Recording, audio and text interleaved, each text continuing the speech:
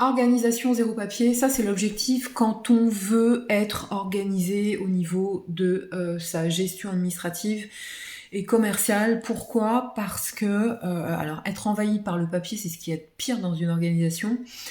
Et il faut fonctionner en mode numérique. Donc, alors le problème qui se pose, c'est qu'aujourd'hui, il y a un nombre inconsidéré d'organisations, d'administrations, etc., qui vous fournissent vos dossiers en mode papier avec toutes vos données personnelles. Pour vous en débarrasser, c'est vraiment fatigant. Ils sont incapables de vous donner une version numérique. Donc, comment faire ? D'abord, si vous avez une tonne de papier à vous débarrasser, il faut les mettre de côté.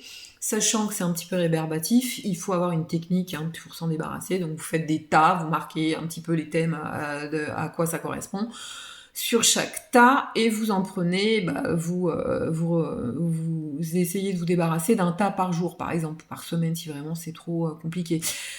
Donc il faut y aller progressivement, d'accord ? Parce qu'ensuite, si vous avez besoin de conserver les papiers, je ferai une autre vidéo sur la durée de conservation des papiers, ça peut être intéressant d'avoir ces informations sous le coude.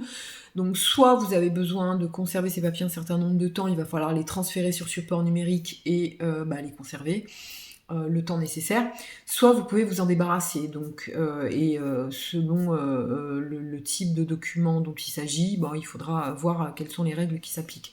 Maintenant, l'objectif à terme, c'est de fonctionner sans papier. Ça veut dire que dès que vous avez contact avec un intervenant à l'extérieur, que ce soit une administration, une entreprise, un partenaire, un client, ce que vous voulez, même dans votre vie personnelle, exigez la version numérique d'une facture, enfin de tout, parce qu'effectivement, si vous avez pas ce réflexe-là, vous allez rapporter plein de papiers chez vous et au bout d'un moment, vous allez être débordé à nouveau.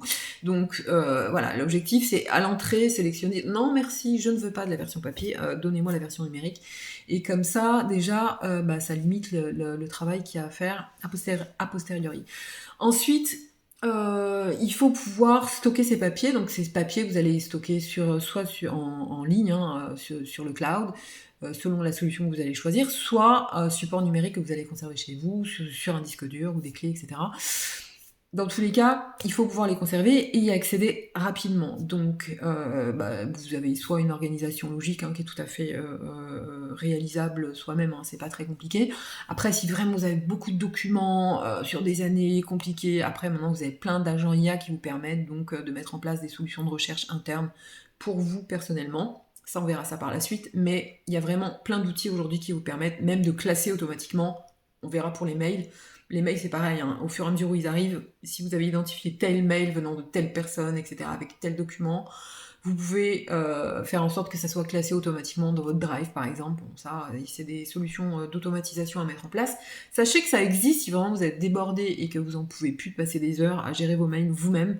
Dans tous les cas, il faut s'occuper de ce genre de choses parce que ça va finir par devenir envahissant et ça va vous bloquer sur, je sais pas, sur le cœur de votre métier, si vous faites de la création de contenu ou si vous voulez interagir avec des clients, au bout d'un moment, vous allez être bloqué par ces histoires de papier. Donc il faut vraiment s'en occuper à la base, en amont, soit en le faisant soi-même et en acquérant donc les compétences et les méthodes et les outils nécessaires pour le faire soi-même, soit en faisant appel à quelqu'un pour vous aider à le faire ou pour le faire pour vous. Donc c'est là qu'interviennent les assistantes virtuelles. En général, elles s'en chargent très bien. Elles peuvent faire un certain nombre de choses à distance, parce qu'en général, elles travaillent à distance ou même se rendent dans vos locaux selon la localisation. Il y en a beaucoup à côté de chez vous, vous pouvez les trouver assez facilement. D'accord ? Si vous avez un problème, vous m'appelez et je me ferai un plaisir de vous mettre en relation. Voilà. Ça, c'était pour avoir une vision claire déjà sur le mode zéro papier qu'on veut tous atteindre. Moi aussi, au quotidien, vraiment, je m'évertue à faire en sorte que ça soit réglé le plus vite possible. Et si vous avez des problèmes pour le faire, vous m'appelez et on en discute. Voilà, moi je vous dis à bientôt pour une prochaine vidéo sur l'organisation. Bye bye.